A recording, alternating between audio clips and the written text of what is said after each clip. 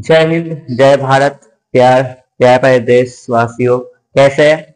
आज जितने बच्चे हमारे साथ जुड़े हुए हैं लाइव स्ट्रीम के साथ, उन सभी के लिए एक नए टॉपिक की शुरुआत करते हैं जिसका नाम है आर्तव चक्र। आर्तव चक्र क्या होता है, ये तमाम बच्चे, लड़का हो चाहे लड़की हो, दोनों को समझना चाहिए। और साथ साथ जो हमारे साथ क्लास 12 का बोर्ड एग्जाम और साथ में बिहार बोर्ड के लिए भी है, और साथ में जो बच्चे नेट एग्जाम की तैयारी कर रहे हैं उन बच्चों के लिए भी ये सबसे बड़ा और अहम टॉपिक है। इस टॉपिक से आपके नेट एग्जाम में हर एक बार प्रश्न बनते हैं, और इस बार भी बनेंगे क्योंकि 2025 में आपने नेट और बायोलॉजी का जो पेपर है उसमें देखा होगा किस तरह से क्वेश्चन पूछे जा रहे हैं। और साथ साथ जो भी बिहार बोर्ड के छात्र एवं छात्रा हैं उन सभी ने पिछले वर्ष इस 2025 का पेपर देखे होंगे कि बिहार बोर्ड का जो बायोलॉजी पेपर है थोड़ा टफ कर दिया गया, इसीलिए मन लगा पड़ता है। आज चले शुरुआत करते हैं आर्तव चक्र। जिन बच्चों को आर्तव चक्र नहीं समझ में आता है, इस वीडियो को कंप्लीट देखने के बाद हम यह दावा के साथ कह सकते हैं कि आपको किसी दूसरा का लेक्चर अटेंड करने का कोई जरूरत नहीं है। ठीक है, और हमारे चैनल पर नए आए तो हमारे चैनल पर सब्सक्राइब कर लीजिए और शेयर कर अपने दोस्तों में, ताकि कि जो आपको इन्फॉर्मेशन मिले और बाकी दोस्तों के भी वही इन्फॉर्मेशन मिले। ठीक है, फटाफट शेयर करते रहिए। मेन बात समझिए कि आर्तव चक्र को बहु नाम से भी जानते हैं। आर्तव चक्र को हम लोग मासिक मासिक चक्र के नाम से भी जानते हैं। आर्तव चक्र को हम लोग रजो धर्म के नाम से भी जानते हैं। ठीक है, आर्तव चक्र को हम लोग माहवारी के नाम से भी जानते हैं, और सामान्य भाषा में बोले तो पीरियड के नाम से भी जानते हैं। जो आज का सामान्य हर एक महिलाओं के अंदर एक कॉमन सी बात है जिसका भी यौवनारंभ आरंभ हो गया है। ठीक है, चलिए और देखिए किसे आर्तव चक्र किसमें होता है। ठीक है, तो आर्तव चक्र जो है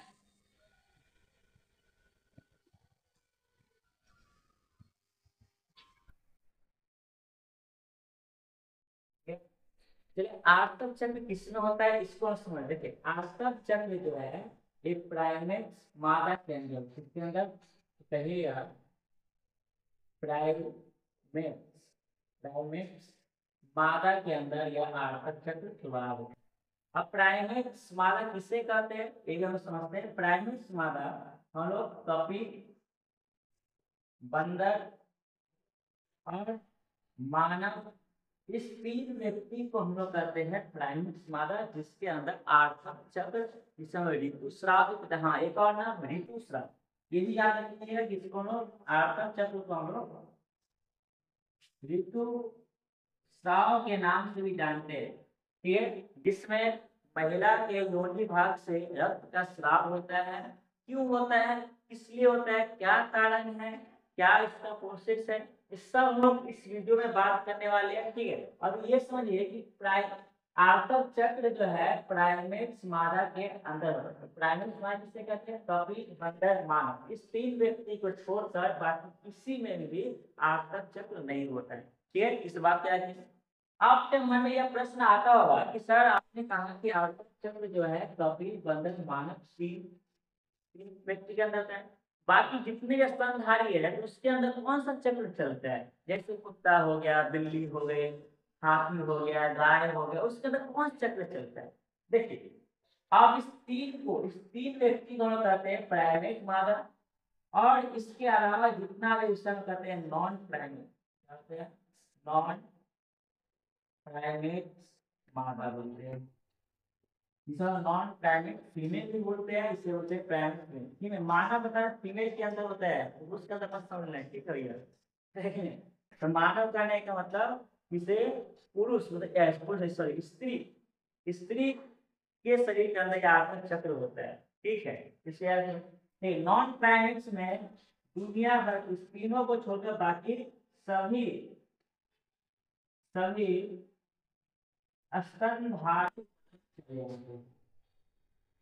और इस नॉन प्राइमेट मादा के अंदर एस्कर चक्र चलता है। और ये किसी खास मौसम में होता है, खास मौसम या एक खास मौसम के या फिर खास ऋतु के समय होता है। कोई खास ऋतु के समय ये एस्टर चक्र होता है। और एस्टर चक्र जब जब आता है किसी भी नॉन प्राइमेट मादा के अंदर, इस शरीर के अंदर उत्तेजना पैदा करता है। क्या कहते हैं? उत्तेजना, उत्तेजना निर्माण करता है, यानी उत्पन्न करता है।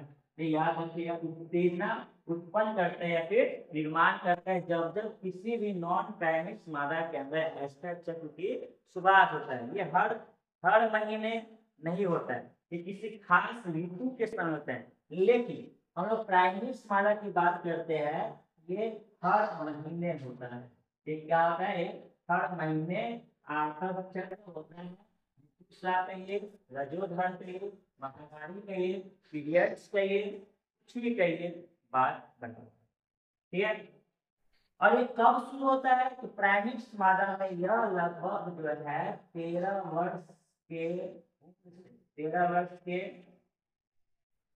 वर्ष के आयु से यह आरंभ हो जाता है। ठीक है? 13 वर्ष, जैसे ही कोई भी मादा जो है 13 वर्ष की उम्र में आती है, तो उसके शरीर के अंदर आर्तव चक्र आरंभ हो जाता है। याद रखिए, और ये भी पॉइंट याद रखिएगा, जैसे एक आर्तव चक्र के समय एक अंडोत्सर्ग भी होता है। मतलब अंडा का भी क्या होता है? निर्माण होता है, उसको अंडा का रिलीज किया जाता है जिससे निषेचन क्रिया हो सके। ये कब होता है, कितने दिन में, सब कुछ बताएंगे, सिर्फ धैर्य बनाए रखें। ठीक है? हमने कहा कि एक आत्म चक्र के समय एक अंडोत्सर्ग होता है। अब जिन भी बच्चों को अंडोत्सर्ग या फिर ओजेनेसिस अर्थात अंडा का निर्माण कैसे होता है, अंड जनन कैसे होता है, यह नहीं समझ है तो हमारे प्ले लिस्ट में जाकर उसमें क्लास 12 बायोलॉजी या फिर नीट बायोलॉजी, उसमें ये पूरा टॉपिक दिया हुआ है, पूरा उसमें डिटेल में दिया है, वहां पर आप जाकर देख सकते हैं। ठीक है? चलिए, नहीं हो ध्यान से। तो हमने कहा कि एक चक्र के समय एक राइबोसोम भी होता है। अब ये क्या रखिएगा कि से पहला मेरी है कि जैसे ही प्रथम प्रथम आत्म चक्र आरंभ होता है, आत्म चक्र आरंभ होता है, दूसरा वह करते हैं रजोधर। क्या करते हैं? रजोधर।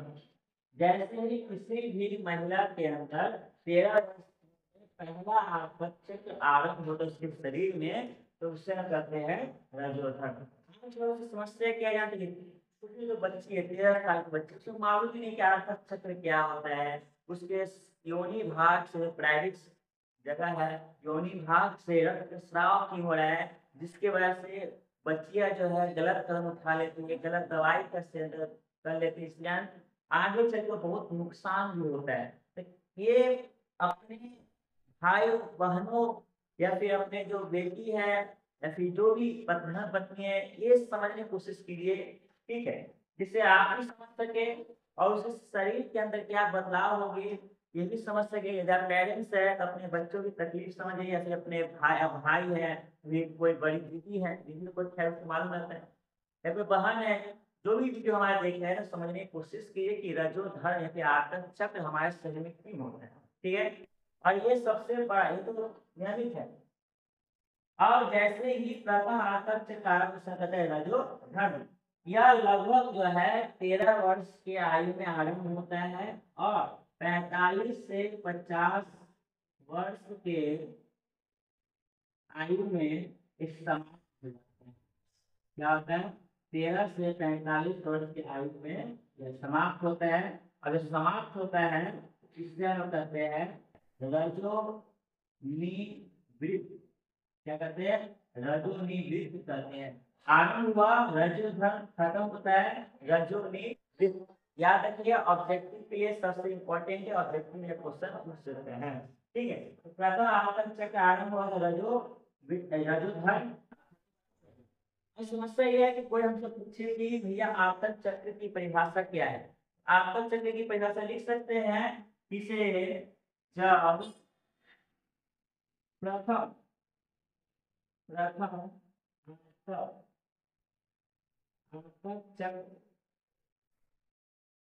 आरंभ और अगले महीने प्रथम आवर्तन चक्र के बीच जो घटना होती है उसे आवर्तन चक्र कहते हैं। इस चीज को याद रखिए। अब हमने यहाँ पर एक चीज कराया है कि एक प्रथम आवर्तन चक्र में जब प्रथम आवर्तन चक्र आरंभ और जैसे प्रथम चक्र आरंभ महीना का जो फर्स्ट डे है, मान लेते हैं कि फिर 1 से लेकर 30 दिन का महीना चलता है। मान लेते हैं कि 1 तारीख को ये जो है रजो धर्म आरंभ हुआ और अगले महीने का जो 30 तारीख को यहाँ पर भी जो है पहला रजो धर्म आरंभ हुआ। इसके बीच में जो घटना घटी उसके अंदर क्या हुआ, किसे कौन सा लेयर बना, रक्त का स्राव हुआ, जो भी घटना घट रही है उससे हम लोग करते हैं आवर्तन चक्र। कितना बात समझ आया? समझ आया तो यस यस कमेंट में लिखते जाइए, पता तो चले कि आपको समझ में आ रहा है कि नहीं आ रहा है। ठीक है, ये परिभाषा लिख सकते हैं। यदि आपको कोई ऐसे तो एग्जाम में नहीं पूछा है, बाई चांस 2 नंबर पूछ दिया तो ये आप इतना लिख सकते हैं, अपने उससे बनाकर समझ में आ जाता है। क्या लिखेंगे? जब प्रथम आवर्तन चक्र आरंभ और अगले महीने के प्रथम चक्र के बीच जो घटना होती है उसे आवर्तन चक्र कहते हैं। और आवर्तन चक्र का जो समय काल है, याद रखिएगा, इसे यहाँ पर रखिए। आवर्तन चक्र का जो समय काल है वह 28 से 29 दिन का होता है। ठीक, कितना? 28 से 29 दिन का होता है समय का। अभी जरूरी कि 28 से 29 दिन का ही हो हर एक महिला में नहीं, हर एक महिला में आवर्तन चक्र जो है उसकी समय के अनुसार अलग अलग होता है। उसके खान पान के ऊपर डिपेंड करता है। यदि कोई महिला डाइट फॉलो करती है, अच्छी हेल्दी खाना खाता है, तो उसके अंदर 24 से 25 दिन के अंदर ये आवर्तन चक्र खत्म हो जाता है। या किसी के अंदर जो है 40 से 45 दिन का आवर्तन चक्र चला जाता है, तो 29 दिन। लेकिन अप्रोक्स जो है एक समय सीमा माना जाता है, 1 महीना, जो कि 28 से 29 दिन तक भी रहता है, उस समय 1 महीना मान के चलते हैं। ठीक है, लेकिन ये भी याद रखिए हर एक महीना संभव ये नहीं। ठीक है, इतना चीज आपको यदि समझ में आया तो बताया कि हम लोग आगे बढ़ते हैं कि आवर्तन चक्र क्या होता है। ठीक है, आगे चलते हैं, ग्राफ की सहायता से समझते हैं इसे एक महीना करने, क्योंकि हमने यहाँ पर लिखा है पहला रजो धर्म से अगले महीने का जो रजो धर्म होता है उसके बीच में क्या क्या घटना घट रही है उसके बारे में आज हम लोग बात करेंगे और समझेंगे, और ध्यान से समझिएगा। ठीक है, चलिए अब शुरुआत करते हैं। इतना ही आप लोग नोट करेंगे, स्क्रीनशॉट लेंगे, फटाफट स्क्रीनशॉट ले लीजिए और साइड में जा रहे हैं। इस ग्राफ की सहायता से, ग्राफ जो आप बुक में दिया हुआ है, तो यहाँ पर देख सकते हैं कि आपके बुक में डायग्राम या फिर ग्राफ जो है इस प्रकार दिया हुआ है, जो कि आपको बिल्कुल ही नहीं समझ में आएगा। ठीक है, तो इस तरह से आपको नहीं समझ, लेकिन हम जो इधर बताएंगे ना वो आप एकदम पक्का बता रहे हैं कि पूरा दिमाग में छप जाएगा। और एग्जाम में 5 नंबर के सवाल आता है कि आवर्तन चक्र को ग्राफ की सहायता से समझाए, और ग्राफ आपको नहीं समझ में आएगा तो कैसे बनाएंगे बताइए। ठीक है, चलिए थ्योरी तो लिखना है, प्लस ग्राफ। तो इस ग्राफ को समझने के लिए जो देख पा रहे हैं आप, इस ग्राफ को समझने के लिए हमें 2 चित्र की सहायता करिए। ठीक है, चलिए पहला चित्र हम देखते हैं। देखिए चित्र नंबर संख्या 1 लिखते हैं तो आपको समझने में दिक्कत ना। चित्र संख्या 1 देखिए, हमें याद कीजिए इसे, जब हमने शुरुआत में मानव जन्म के क्लास लिए थे तो उसमें हम बताए थे कि मानव का जनन अंग का कैसे निर्माण होता है। हमारे मस्तिष्क में एक हाइपोथैलेमस बोलकर एक ग्रंथि होती है। ठीक है, याद है कि नहीं है? मस्तिष्क में, हमारे मस्तिष्क में एक हाइपोथैलेमस हाइपोथैलेमस। हाइपोथैलेमस बोल के क्या होती है? हाइपोथैलेमस बोल के ग्रंथि होती है जो कि हमारे यहाँ से एक हार्मोन का पेश जिसे ये हार्मोन हाइपोथैलेमस से एक हार्मोन निकलते इससे हम कहते हैं GnRH। ये GnRH हार्मोन जो है जाती है पीयूष ग्रंथि। कहाँ जाएगी? पीयूष ग्रंथि। याद रखिए। और पीयूष ग्रंथि को जो है दुनिया भर से काम करता है जिसकी सहायता से यह हार्मोन जो है आगे नहीं भेजता। लेकिन किसी तरह रिक्वेस्ट करके हार्मोन क्या करता है कि पीयूष ग्रंथि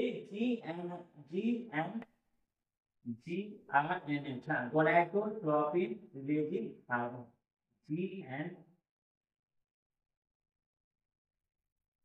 गोनाडोट्रोपिन रिलीजिंग हार्मोन। ठीक है, ये हार्मोन आपको याद रखिएगा। हाँ सही है, सही है। GnRH hormone gonadotropin releasing hormone. ये हार्मोन जो आ गया था पीयूष ग्रंथि। पीयूष ग्रंथि यहाँ से दो हार्मोन का जो है स्राव करती है। कौन कौन? LH और एक है FSH। Luteinizing hormone, follicle stimulating hormone का नाम याद के बड़ा बताते हैं इसलिए मैं शॉर्ट फॉर्म लिख रहे हैं। ठीक है, पहला जो फंक्शन है किसे हाइपोथैलेमस ग्रंथि से हाइपोथैलेमस ग्रंथि से एक हार्मोन का रिलीज होता है। उस हार्मोन का नाम है गोनाडोट्रोपिन रिलीजिंग हार्मोन। और यह हार्मोन जो है पीयूष ग्रंथि पर जाती है। पीयूष ग्रंथि हमारे पूरे शरीर को कंट्रोल करती है जिससे हम लोग मास्टर ग्रंथि भी करते हैं। और ये मास्टर ग्रंथि GnRH को आगे ले जाने के लिए दो हार्मोन रिलीज करते हैं LH और FSH। और LH और FSH ये आगे जाती है कहाँ? उदर गुहा से होते हुए आपको जाएगा कहाँ पर जाएगी? उदर गुहा। कहाँ पर? उदर गुहा। अब जैसे उदर गुहा में जाएगी तो यहाँ पर दो हार्मोन का निर्माण करेगा। एक का नाम होता है एस्ट्रोजन और एक जिसमें ई कहते हैं, ई से रिप्लेस करते हैं, एक होता है प्रोजेस्टेरोन। एक है प्रोजेस्टेरोन मतलब ई से करते हैं। ये दो हार्मोन जैसे ही LH और FH उदर गुहा में जाता है तो यहाँ पर दो हार्मोन का रिलीज होता है। एक कहते हैं एस्ट्रोजन, एक कहते हैं प्रोजेस्टेरोन। अब ये दो हार्मोन जो है गर्भाशय में जाए वहां पर गर्भाशय ध्यान रहे गर्भाशय में जाकर अंतः परत है। इसका अंतः परत का निर्माण करता है। ठीक है, ये दो हार्मोन कहाँ गर्भाशय में अंतः परत का निर्माण करेगा। याद कीजिए अपने गर्भाशय में आपको परत के बारे में पढ़ाए थे। अंतः गर्भाशय, मध्य गर्भाशय और बाह्य गर्भाशय, तीन गर्भाशय पढ़ाए थे जिसमें अंतः परत या फिर अंतर गर्भाशय कितनी कहते हैं? यह अंतः गर्भाशय कहिए चाहे फिर अंतः परत की बात बराबर है। अंतः परत का निर्माण करता है कौन? एस्ट्रोजन और प्रोजेस्टेरोन हार्मोन। आइए ये तो हम एक चित्र की सहायता से समझे हैं, लेकिन अब इसी को ग्राफ के माध्यम से हम लोग कैसे समझ सकते हैं चलिए देखिए। तो यहाँ पर हमने लाइन के अंदर इसका तो अब इसी की सहायता से पूरा ग्राफ बनाने के लिए हमें दो लाइन की आवश्यकता है। एक ये लाइन कर लीजिएगा अपने कॉपी में और छोटा जगह छोटे इस तरह से लाइन कर लीजिए। ठीक है, इस तरह से लाइन कर लीजिए। यहाँ पर लिखिएगा जो जो एक घटना हुआ। तो पहला है पीयूष ग्रंथि। क्या लिखिएगा? पीयूष ग्रंथि। पीयूष ग्रंथि से दो हार्मोन LH और FS कितना लिखिए। अब ये जाता है कहाँ पर? गर्भाशय में। यहाँ पर जो है ऊतक का निर्माण होता है। इस चीज को भी आप याद रखिएगा, ठीक है, क्योंकि आपको मालूम है कि LH और FS जो है उदर गुहा में गर्भाशय गर्भाशय गर्भाशय अंडाशय कहाँ पर जाते हैं? अंडाशय में जाते हैं। अंडाशय में जो है ऊतक का निर्माण होता है। किसका निर्माण होता है? ऊतक। अब ऊतक अंडाशय से दो हार्मोन निकलते हैं। तो यहाँ पर अगला पॉइंट हमारा है किसे? अंडाशय घटक, अंडाशय घटना। अंडाशय घटना में क्या होगा, ऊतक निर्माण होगा। और दूसरा है हार्मोन्स का स्राव लिख सकते हैं, फिर क्या लिख सकते हैं, हार्मोन्स का स्राव, फिर अंडाशय घटना लिखिए, या फिर हम लोग हाँ अंडाशय घटना लिखिए। अब लिख सकते हैं अंडाशय हार्मोन, क्या लिखेंगे, अंडाशय, अंडाशय हार्मोन, अंडाशय से दो हार्मोन निकला, एक को हम कहते हैं एस्ट्रोजन हार्मोन और एक है प्रोजेस्टेरोन हार्मोन। कौन सा हार्मोन है, प्रोजेस्टेरोन, तो याद रखिएगा। देखिए हमने कहा कि अंडाशय और अंडाशय हार्मोन, हमने यहाँ पर जो जो यहाँ पर समझाया है उसी को हमने ग्राफ में फिल आउट कर रहे हैं, ध्यान से समझिएगा। हमने यहाँ पर देखिए पीयूष ग्रंथि की जो घटना है, तो पीयूष ग्रंथि से दो हार्मोन निकलते हैं, एल एच जिसमें कहते हैं lutein hormone, F S H जिसमें कहते हैं फॉलिकल स्टिम्युलेटिंग हार्मोन, इसको याद रखें। अंडाशय घटना, अंडाशय घटना में क्या है, ऊतक का निर्माण होगा, किसका निर्माण होगा, तो लिख सकते हैं ऊतक, ऊतक का निर्माण, क्या लिख सकते हैं, क्या लिख सकते हैं, तो वहां पर लिख सकते हैं अंडाशय घटना लिखिए, ठीक है, इसको नहीं लिखिए, अंडाशय हार्मोन लिखिए। और अंत में है गर्भाशय, गर्भाशय में क्या क्या घटना है, गर्भाशय, एक दो तीन चार, एक दो एक एक दो तीन चार, चार घटना यहाँ लिखा है, चार घटना ये लिखा है। ये चित्र आपको याद रहता है तो ये आराम से याद है, ठीक है। पहला जो जैसे रजो धर्म शुरू होता है, जो पहला आरंभ चक्र आरंभ कहते हैं रजो, अगले महीने का जो रजो धर्म आरंभ से चक्र जो आरंभ रजो, इसको याद रखिएगा। और बीच में क्या है, ऊतक प्रवस्था है, ऊतक निर्माण ऊतक प्रवस्था, ऊतक प्रवस्था, क्योंकि ऊतक निर्माण होगा यहाँ पर, क्योंकि हम लिखे अंडाशय घटना, ऊतक निर्माण होगा, ठीक है, इतना लिखिए, आगे हम लोग बढ़ते चलिए, ठीक है। और यहाँ से क्या होगा, ऊतक से कुछ स्राव होगा, तो मैं यहाँ पर लिख सकते हैं स्रावित प्रवस्था लिख सकते हैं, ठीक, उस चीज को याद। अब देखिए कि ग्राफ में कैसे कैसे और क्या क्या घटना घट रही है। पहले बात करते हैं गर्भाशय घटना, देखिए यहाँ पर जो आपका अंतः परत है, पिछले बताया कि जो 3 से 4 दिन का समय होता है, ये यहाँ पर गर्भाशय दिशा यहाँ पर रक्त का स्राव होता है, जिसका मतलब गर्भाशय हो रही है, यहाँ का रक्त का स्राव होता है। यह घटना जो है 3 से 4 5 दिन का होता है, इसको याद रखिएगा, ठीक है। यह जो गर्भाशय घटना पहले देखते हैं गर्भाशय घटना, जो कि 3 से 5 दिन में गर्भाशय टूटने लगती है, साथ ही गर्भाशय टूटने लगती है। और जैसे बात लगती है कि यहाँ से जैसे पीयूष ग्रंथि से दो हार्मोन का अंडाशय में जाएगा, यहाँ से हम लिख सकते हैं इसे एलएचएस हार्मोन जैसे आगे बढ़ेगी और एफएचएस हार्मोन को एक साथ में निकलेगा, कहाँ पर निकलेगा, तो अंडाशय में। अंडाशय में क्या होगा, जैसे दोनों हार्मोन आगे स्राव होगा, अंडाशय में अंडा का निर्माण होगा। प्रथम P1 लिख सकते हैं, प्रथम अंडा बना, ये थोड़ा और आगे बढ़ गया और थोड़ा ज्यादा होगा तो दूसरा बनेगा P2, दूसरे ऊतक, ठीक है, ये थोड़ा और आगे बढ़ेगा, इसे हम लिख सकते हैं P3, ये कह सकते हैं तृतीय ऊतक P3, ये थोड़ा और आगे बढ़ेगा, आगे बन जाएगा आपका ग्राफिन, क्या बन गया, ग्राफिन ऊतक बन गया, इतना याद है लोग। हमने कुछ नहीं किया, जैसे जैसे यहाँ पर हार्मोन एलएच और एफएच हार्मोन जैसे बढ़ेगा तो वहाँ पर अंडाशय घटना में देखेंगे कि अंडा का निर्माण होते ही चलेगा। यहाँ पर भी एलएच और एफएच आगे बढ़ते गया, यहाँ पर क्या होगा, अंडा का निर्माण होते जाएगा। जैसे ही ग्राफिन ऊतक बन जाता है, कौन सा ग्राफियन, याद क्या लिखे, ग्राफियन ऊतक, जैसा का P4 लिख सकते हैं, ग्राफिक ऊतक बन जाता है, तो यहाँ से अचानक से एलएच और एफएच का लेवल हाई, क्या होता है, लेवल हाई हो जाता है, जिससे हम लोग एल एच सर्च बोलते हैं।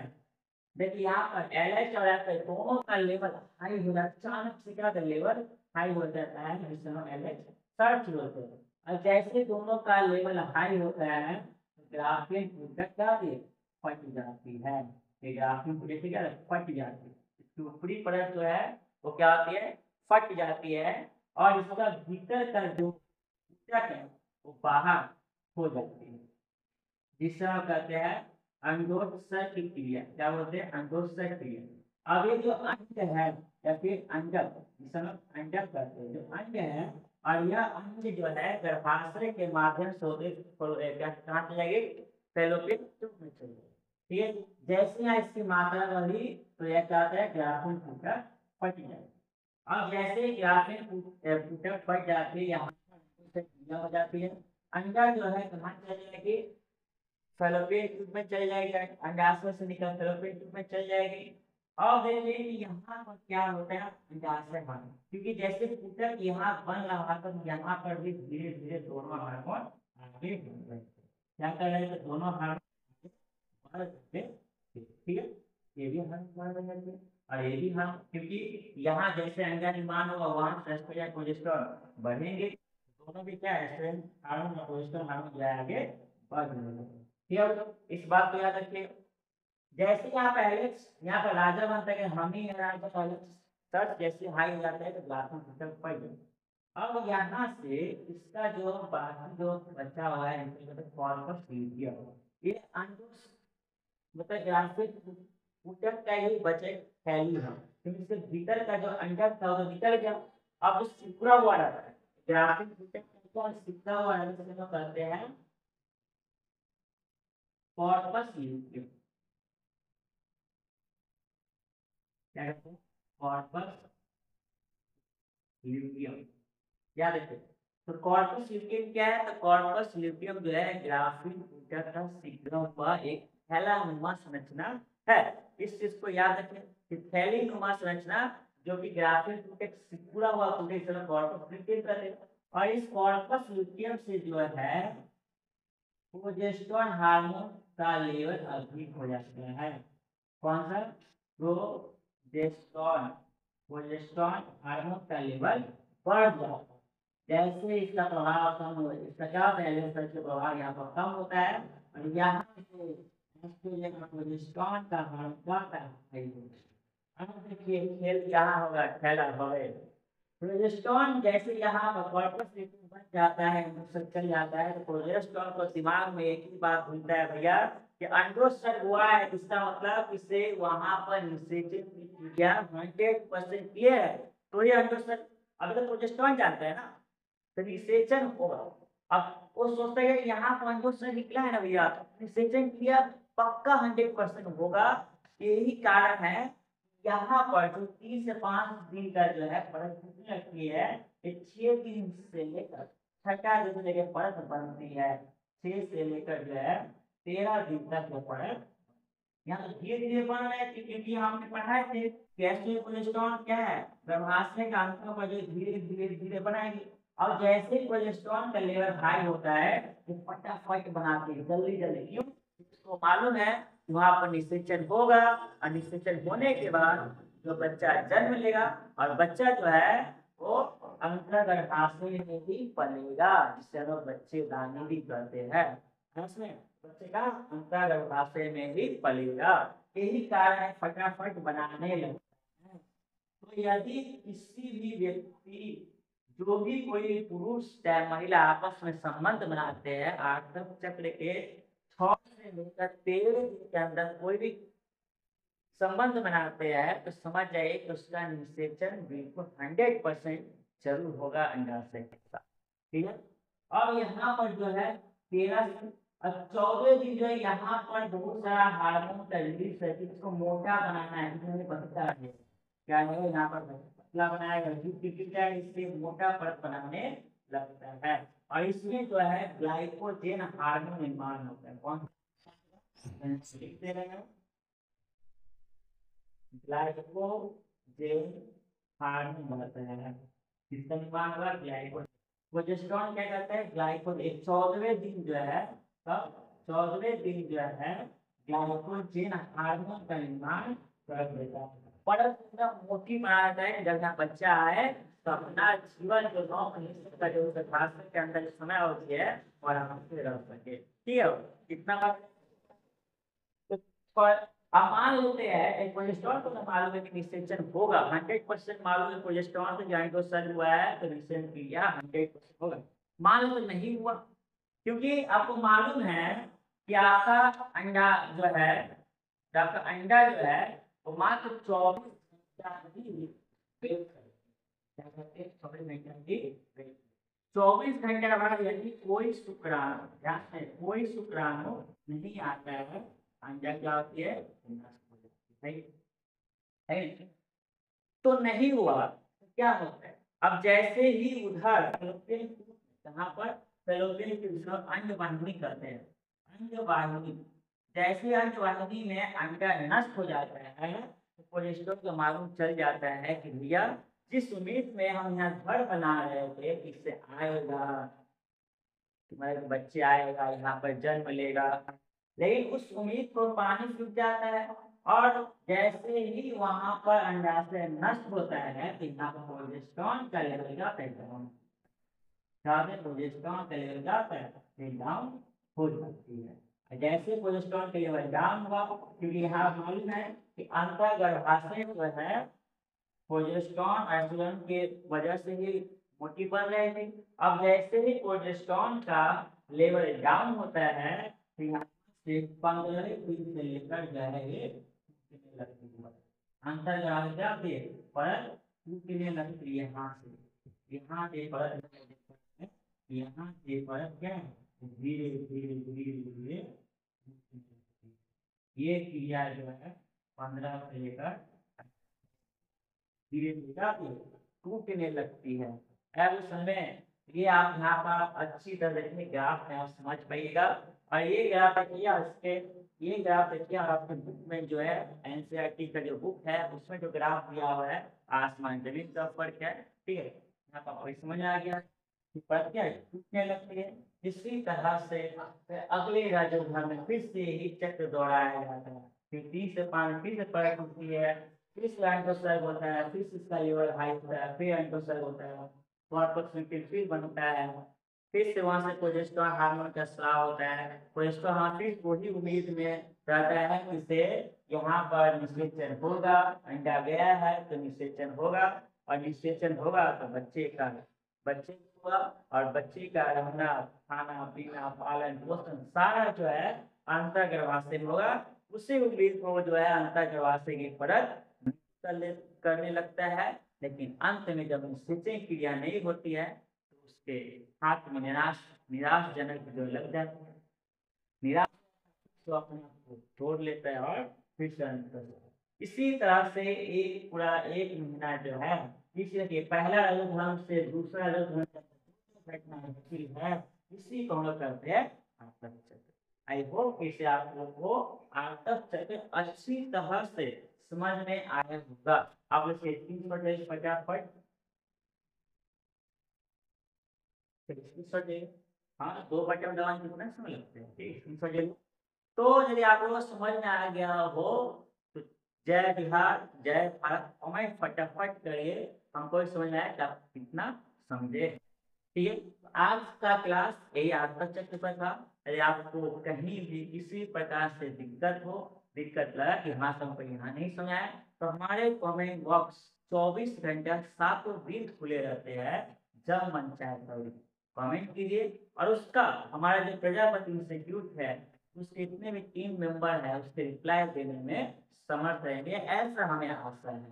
ठीक है, फटाफट चलिए और अपने दोस्तों में इस वीडियो को शेयर करते रहिए। आपका कोई फैमिली मेंबर है या फिर कोई बहन है या फिर बेटी है, उन सबको दिखाइए कि आपका चक्र क्या होता है। और एक खास बात हम बता रहे हैं, इसे इसको रोकने के लिए मेडिकल में बहुत सारे सैनिटरी पैड मिलता है, उस पैड का महिला यूज करें, कपड़ा का यूज ना करें। कपड़ा का यूज करने से हमने अधिकतर देखे हैं इन्फेक्शन की चांसेस रहता है, इस चीज से बचिए।